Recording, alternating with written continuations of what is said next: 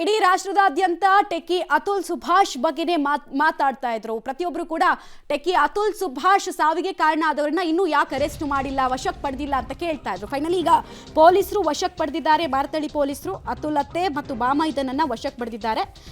ಅತ್ತೆ ನಿಶಾ ಸಿಂಘಾನಿಯಾ ಮತ್ತು ಬಾಮೈದ ಅನುರಾಗ್ ಸಿಂಘಾನಿಯನ್ನ ವಶಕ್ಕೆ ಪಡೆಯಲಾಗಿದೆ. ಉತ್ತರ ಪ್ರದೇಶದ ಜಾನ್ಪುರ ಪೊಲೀಸ್ ಠಾಣಾ ವ್ಯಾಪ್ತಿಯಲ್ಲಿ ಇವರನ್ನ ವಶಕ್ಕೆ ಪಡೆಯಲಾಗಿರೋದು. ಜಾನ್ಪುರ ಪೊಲೀಸ್ ಠಾಣೆಗೆ ಕರೆದೊಯ್ದು ವಿಚಾರಣೆಗೆ ಒಳಪಡಿಸಿದ್ದಾರೆ. ಇಂದು ಕೋರ್ಟ್ ಅನುಮತಿ ಪಡೆದು ಬೆಂಗಳೂರಿಗೆ ಪೊಲೀಸರು ಇವರನ್ನ ಕರೆತರಲಿಕ್ಕಿದ್ದಾರೆ.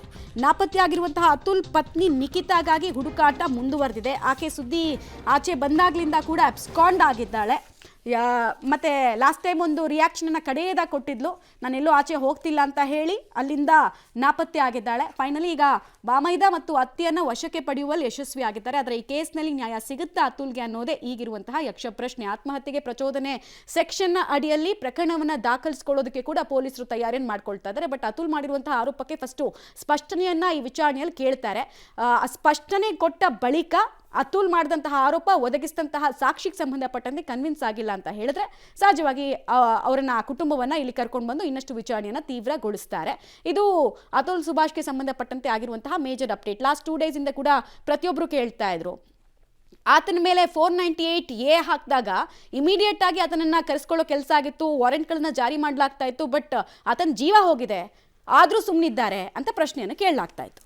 ಈ ನಡುವೆ ಈ ಪ್ರಕರಣ ಇಷ್ಟಕ್ಕೆ ನಿಲ್ಲೋ ಹಾಗೆ ಯಾವುದು ಕಾಣ್ತಾ ಇಲ್ಲ ಲಕ್ಷಣಗಳು. ಸುಪ್ರೀಂ ಕೋರ್ಟ್ ಗಮನಕ್ಕೆ ತರೋದಕ್ಕೆ ಈಗ ಪ್ರಯತ್ನಗಳು ನಡೀತಾ ಇದೆ. ಈ ಕುರಿತಂತೆ ಪತ್ರವನ್ನು ಕೂಡ ಬರೆಯಲಾಗಿದೆ. ಅತುಲ್ ಸುಭಾಷ್ ಅವರದು ಆತ್ಮಹತ್ಯೆ ಅಲ್ಲ, ಅದು ನ್ಯಾಯಾಂಗ ಕೊಲೆ. ಅತುಲ್ ಸುಭಾಷ್ ಆತ್ಮಹತ್ಯೆ ವರದಿಯೊಂದಿಗೆ ಸುಪ್ರೀಂಗೆ ಪತ್ರವನ್ನು ಬರೆದಿದ್ದಾರಂತೆ. ಯಾರು? ಫೈಟ್ ಫಾರ್ ಜುಡಿಷಿಯಲ್ ರಿಫಾರ್ಮ್ಸ್ ಅಂತಕ್ಕಂಥ ಒಂದು ಸಂಸ್ಥೆ. ಆ ಸಂಸ್ಥೆಯವರು ಪತ್ರ ಬರೆದು ಪ್ರಕರಣದ ಬಗ್ಗೆ ಕೋರ್ಟ್ ಗಮನ ಸೆಳೆಯೋದಕ್ಕೆ ಪತ್ರ ಬರೆದಿದ್ದಾರೆ. ಜೊತೆಗೆ ಕೋರ್ಟ್ ವಿಚಾರಣೆಯ ಆಡಿಯೋ ವಿಡಿಯೋ ಸಾರ್ವಜನಿಕರು ನೋಡುವಂತಾಗಬೇಕು ಅಂತ. ಬಟ್ ಅನುಕೂಲ ಮಾಡಿಕೊಟ್ಟಿದ್ದಾರೆ ಅಂತ ಅನ್ಸುತ್ತೆ ಅಲ್ವಾ? ಈಗ ಕೋರ್ಟ್ ಕಲಾಪಗಳು ನಿಮಗೆ ಲೈವ್ ಸ್ಟ್ರೀಮಿಂಗ್ ಇದೆ, ನೀವು ನೋಡಬಹುದು. ಇದ್ರ ಜೊತೆಗೆ ನಿನ್ನೆ ಈ ಪ್ರಕರಣಕ್ಕೆ ಸಂಬಂಧಪಟ್ಟಂತೆ ಸುಪ್ರೀಂ ಕೋರ್ಟ್ ಒಂದು ಅಭಿಪ್ರಾಯ ಪಟ್ಟಿದೆ. ಏನಂತಂದರೆ, ಮಿಸ್ಯೂಸ್ ಆಗ್ತಾ ಇದೆ ವರದಕ್ಷಿಣೆ ಕಿರುಕುಳ ಪ್ರಕರಣಗಳು. ಮಹಿಳೆಯರು, ಕೆಲವು ಮದುವೆ ಆದಂತಹ ಮಹಿಳೆಯರು ಮಿಸ್ಯೂಸ್ ಮಾಡ್ಕೋತಾ ಇದ್ದಾರೆ ಬೇಕು ಅಂತಲೇ.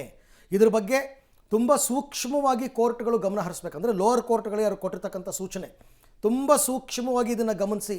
ಯಾರೋ ಒಬ್ಬರು ಬಂದರು, ನನಗೆ ವರದಕ್ಷಿಣೆ ಕೊಟ್ಟರು ಅಂದ ತಕ್ಷಣ ಇಮಿಡಿಯೇಟಾಗಿ ನೀವು ಕೇಸ್ ದಾಖಲಿಸ್ಕೊಂಡು ಯಾರ ವಿರುದ್ಧ ದೂರು ಕೊಟ್ಟಿರ್ತಾರೆ ಆ್ಯಕ್ಷನ್ ತೊಗೊಳಕ್ಕೆ ಹೋಗಬೇಡಿ, ಮಿಸ್ಯೂಸ್ ಆಗ್ತಾ ಇದೆ ಅಂತೆಲ್ಲ ಕೋರ್ಟ್ ಕೂಡ ಅಭಿಪ್ರಾಯ ಪಟ್ಟಿದೆ. ಈ ಥರದ ಘಟನೆಗಳು ತುಂಬ ನಡೆದಿದೆಯಂತೆ, ಬೆಳಕಿಗೆ ಬಂದಿಲ್ಲ ಅಂತ ಹೇಳ್ತಾ ಇದ್ದಾರೆ. ತುಂಬ ಆಗಿದೆ ಈ ಥರ. ಎಸ್, ಈ ಬಗ್ಗೆ ನನ್ನ ಕೊಲೀಗ್ ನಾಗೇಶ್ ಮತ್ತೆ ಸಂಪರ್ಕಕ್ಕೆ ಸಿಕ್ಕಿದ್ದಾರೆ. ಎಸ್ ನಾಗೇಶ್, ಏನೇನು ಲೇಟೆಸ್ಟ್ ಡೆವಲಪ್ಮೆಂಟ್ಸ್ ಅಂತ ಹೇಳ್ತಾ ಇದ್ರಿ, ಪ್ಲೀಸ್ ಕಂಟಿನ್ಯೂ.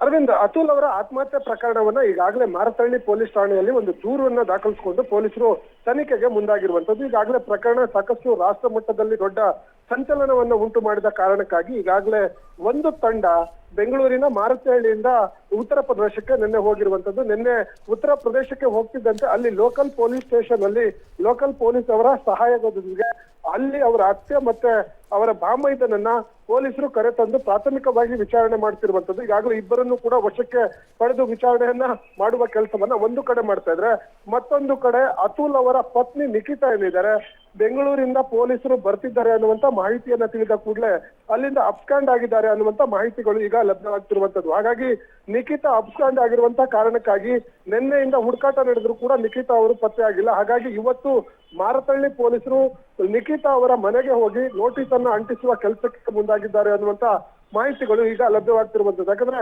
ನಿಖಿತಾ ಅವರು ಕಳೆದ 2 ದಿನಗಳಿಂದಲೂ ಕೂಡ ಅಬ್ಸ್ಕಾಂಡ್ ಇರುವ ಬಗ್ಗೆ ಮಾರತಳ್ಳಿ ಪೊಲೀಸರು ಮಾಹಿತಿ ಸಿಕ್ಕಿದ್ದು. ಹಾಗಾಗಿ ಅವರ ಮನೆಗೆ ನೋಟಿಸ್ ಅನ್ನ ನೀಡಿ ಇವರನ್ನ ವಿಚಾರಣೆ ಮಾಡುವ ಕೆಲಸವನ್ನ ಮಾಡ್ತಿರುವಂತದ್ದು. ಯಾಕಂದ್ರೆ ಈಗಾಗಲೇ ನಿಖಿತಾ ಅವರನ್ನು ಕೂಡ ಕರೆದುಕೊಂಡು ಬರುವ ಅವಶ್ಯಕತೆ ಇದ್ದಾದಲ್ಲಿ ಅವರನ್ನ ಕರೆದುಕೊಂಡು ಬರ್ಲಿಕ್ಕೆ ಅಂದ್ರೆ ಮೂವರನ್ನು ಕೂಡ ವಶಕ್ಕೆ ಪಡೆದು ಒಂದೇ ಕರೆದುಕೊಂಡು ಬರ್ಲಿಕ್ಕೆ ಈಗಾಗಲೇ ಪ್ಲಾನ್ ಅನ್ನ ಮಾಡ್ಕೊಳ್ತಿದ್ದಾರೆ ಮಾರತಹಳ್ಳಿ ಪೊಲೀಸರು ಅನ್ನುವಂತ ಮಾಹಿತಿಗಳು ಲಭ್ಯವಾಗ್ತಿರುವಂತದ್ದು. ಒಟ್ಟಿನಲ್ಲಿ ಈಗಾಗಲೇ ಅತುಲ್ ಅವರ ಅತ್ತೆ ಮತ್ತೆ ಬಾಮೈದನನ್ನ ವಶಕ್ಕೆ ಪಡೆದಿರುವಂತಹ ಪೊಲೀಸರು ಅಲ್ಲಿ ಲೋಕಲ್ ಪೊಲೀಸ್ ಠಾಣೆಯಲ್ಲಿ ಇಬ್ಬರನ್ನು ಕೂಡ ಘಟನೆ ಸಂಬಂಧಪಟ್ಟಂತೆ ವಿಚಾರಣೆ ಮಾಡುವ ಕೆಲಸವನ್ನ ಮಾಡ್ತಿರುವಂತದ್ದು. ಈಗಾಗಲೇ ಅತುಲ್ ಅವರು ಆತ್ಮಹತ್ಯೆ ಮಾಡಿದಂತ ಆರೋಪಗಳಿಗೆ ಸಂಬಂಧಪಟ್ಟಂತೆ ಒಂದಷ್ಟು ಸ್ಪಷ್ಟನೆಯನ್ನ ಪಡೆದುಕೊಳ್ಳುವ ಕೆಲಸಕ್ಕೆ ಮಾರತಹಳ್ಳಿ ಪೊಲೀಸರು ಮುಂದಾಗಿದ್ದಾರೆ ಅನ್ನುವಂತ ಮಾಹಿತಿಗಳು ಈಗ ಸದ್ಯಕ್ಕೆ ಲಭ್ಯವಾಗ್ತಿರುವಂತದ್ದು. ಅರವಿಂದ್, ರೈಟ್, ಥ್ಯಾಂಕ್ ಯು ತಮ್ಮೆಲ್ಲ ಮಾಹಿತಿಗೆ ನಾಗೇಶ್, ಧನ್ಯವಾದ.